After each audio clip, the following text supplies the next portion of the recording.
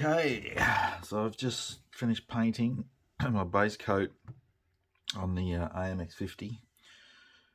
So, as I mentioned in one of the other videos, I used forest green, which was a colour the French used on their tanks.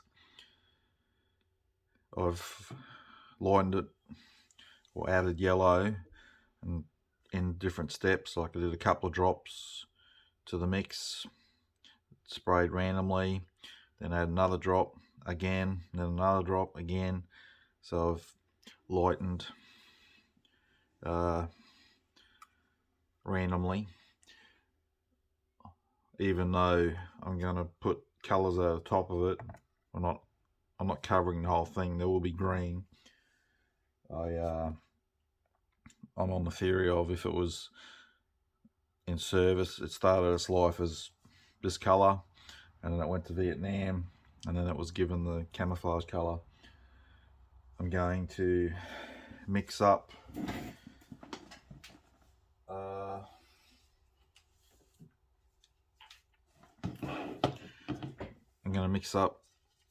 was just going to do red brown, but I want to make it more red, so I'm going to use, you can see this is Tamiya's red brown and this is Mr. Hobby's red brown.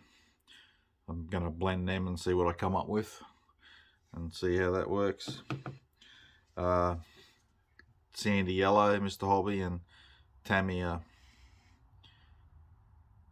dark yellow. You can see they're a different shade. I'm going to mix them and see what I come up with. And see, that's what happens when you use paint racks that store like this, and when the bottle's full, if your lid isn't tight, it seeps out. Don't ask me why. It could be the heat. I get extremely hot summers here. I don't know if that has something to do with it. Anyway, that's not what we're on about. So, and when I paint it, I'll use Panzer putty, and I'm just gonna stretch it. You got to cut it to get it out. This stuff just, it's very good.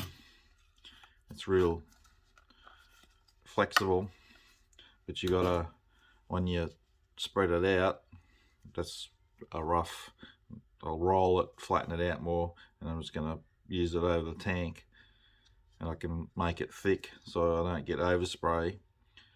But this stuff, you need to use it pretty much straight away when you lay it down, because you can see there, if I sit that there, that's just going to gradually flatten back down into that. So you can't say mask up and say, oh, I'll come back and paint that tomorrow, because that won't work with that particular putty. So that's where I'm at with this one. As you can see, the Super Hornet is sitting there. It's got one more session to go of laying down decals. The last session will include the main flash colours of the bounty hunters, the big red, white and blue stripes. So hopefully they go down well. So far the decals have gone down alright, so hopefully they will as well. Alright, first stripes are down. I ended up using, I wasn't happy with the mix I had with the yellows before, so I ended up using flat yellow from Tamiya XF3, so a proper yellow, and mixed it 50-50 with the dark yellow. My next step for the next stripe, the red brown, I'm going to put it another stripe central to the yellow, and do it like that. Originally I was going to do different coloured stripes, but I wanted to keep a fair bit of the green showing. I like the